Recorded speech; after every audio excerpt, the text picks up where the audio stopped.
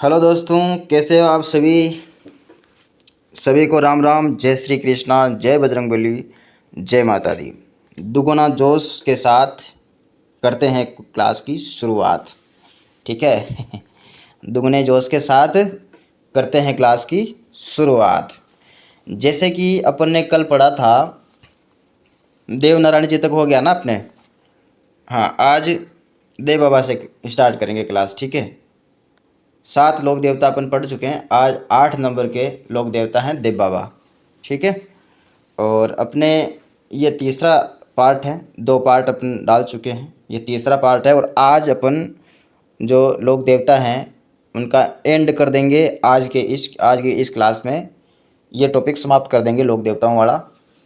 कल देखेंगे अलग अलग कोई देख लेंगे, या तो त्यौहार देखेंगे या फिर संत संप्रदाय देखेंगे। ठीक है।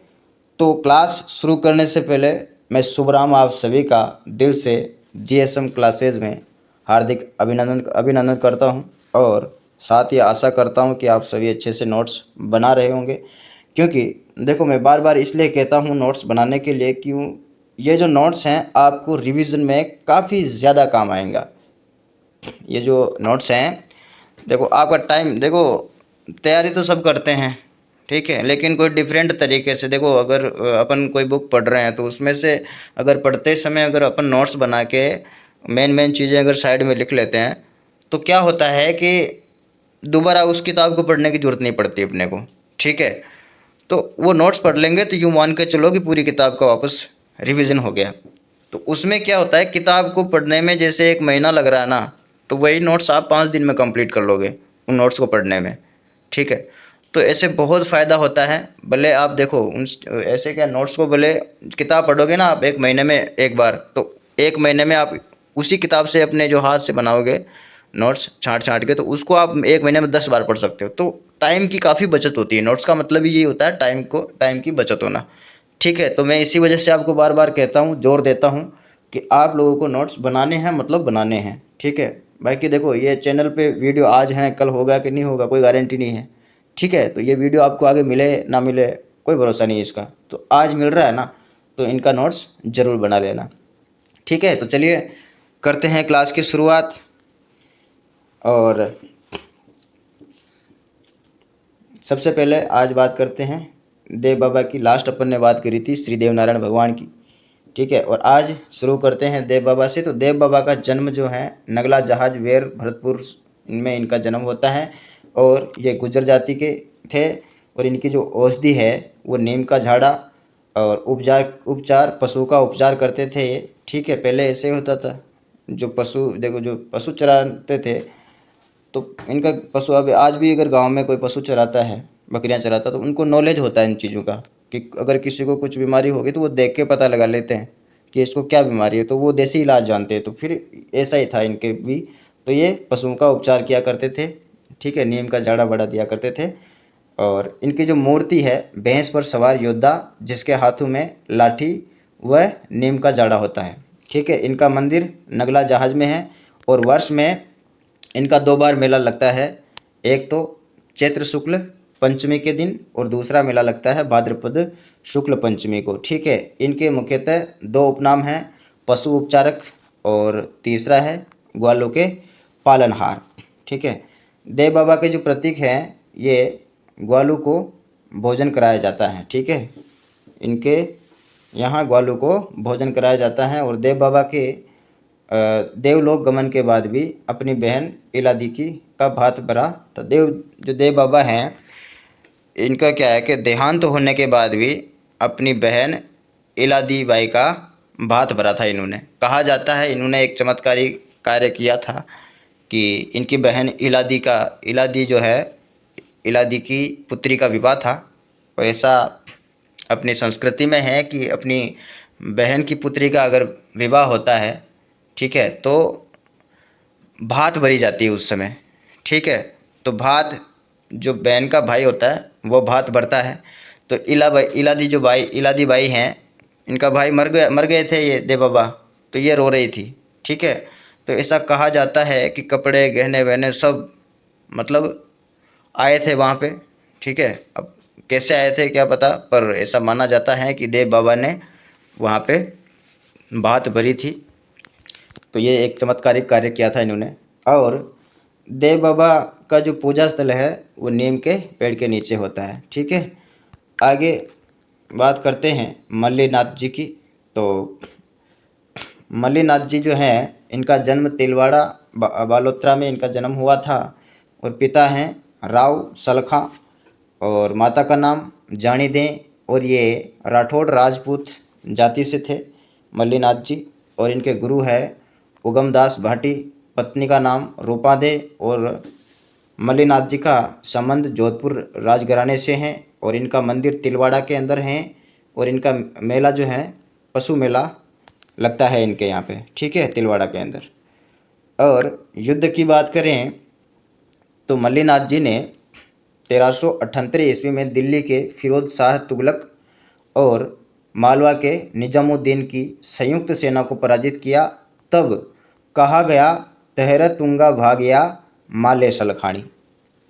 क्या कहा गया? तेहर तुंगा भागया माले सलखानी। ठीक है, इनकी 13 टुकड़ियां आई थी, 13 टुकड़ियों को पराजित किया था मल्लीनाथ जी ने। ठीक है, मल्लीनाथ जी जो हैं, मल्लीनाथ जी ने 1399 ईस्वी में तिलवाड़ा में संतों का एक सत्संग करवाया और यहाँ पे कुंडा पंथ की स्थापना की। रामदेव जी ने कौन सा पंथ बनाया था? कौन से पंथ की स्थापना करी थी रामदेव जी ने? कामड़िया पंथ की। ठीक है, और मल्लीनाथ जी ने कौन से पंथ की स्थापना की? कुंडा पंथ की। संतों का सत्संग कराया और कुंडा पंथ की स्थापना की। ठीक है, इस क्षेत्र को मालानी क्षेत्र कहा जाता है और इनके नाम से मालानी नस्ल के पशु प्रसिद्ध है यहाँ पे। ठीक है, चलिए आगे बात करते हैं। तो मल्लीनाथ जी की जो पत्नी है रूपा दे, इनका मंदिर लूणी नदी के किनारे मालाजल गांव तिलवाड़ा में बना हुआ है। रूपा दे का जो मंदिर है मल्लीनाथ जी की पत्नी का, वो लूणी नदी के किनारे मालाजल गांव तिलवाड़ा में इनका मंदिर बना हुआ है। और कहा जाता है कि इनको इस क्षेत्र में बरसात की देवी के रूप में पूजते हैं। ठीक है,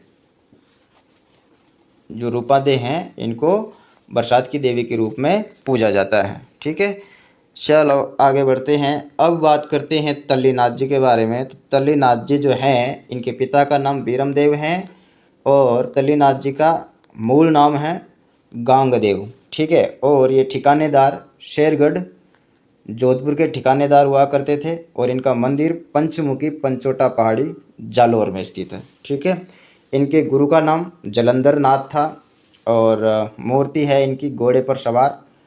और वन जो है ओरण और देववन तल्लीनाथ जी के वन है ना। और उपचार जो हैं, उपचार ये जहरीले कीटों का जो काटा हुआ होता है उनका उपचार किया जाता है यहाँ पे। ठीक है, तल्लीनाथ ने पंचोटा क्षेत्र के वनों को काटने से रोका था, या फिर यहाँ पे पंचोटा क्षेत्र के जो वन हैं उनको काटने पर रोक लगाई थी। ठीक है, आगे बात करते हैं कल्लाजी राठौड़ के बारे में। तो कल्लाजी राठौड़ का जन्म 1544 ईस्वी में सामियाना मेड़ता नागौर में हुआ था। इनके पिता का नाम आस सिंह और कल्लाजी राठौड़ जो हैं राठौड़ राजपूत थे। और मीराबाई इनकी बुआ थी। इनके ताऊ का नाम जयमल राठौड़ है। ठीक है, जयमल फत्ता। ठीक है, वही इनके ताऊ का नाम जयमल राठौड़ हैं। गुरु है इनके गुरु भैरवनाथ, योगी भैरवनाथ। और इनकी मंगेतर जो है वो कृष्णा कंवर हैं। ठीक है, इनकी पत्नी नहीं है ये। ठीक है, इनकी केवल सगाई हुई थी, शादी नहीं हुई थी। इस वजह से मंगेतर कौन है इनकी? कृष्णा कंवर। अवतार इनको माना जाता है जो कल्लाजी राठौड़ है इनको शेषनाग का अवतार माना जाता है। और इनकी जो मूर्ति है, मूर्ति पर पत्थर पर शेषनाग का छाप होता है। ठीक है, इनके मुख्यतः ये 4-5 जो है, ये मुख्यतः इनके 5 उपनाम हैं।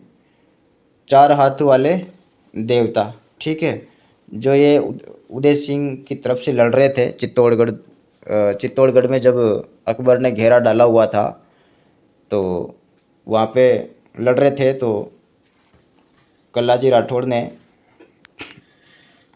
जयमल को अपने कंधों पे बिठा करके युद्ध लड़ रहे थे।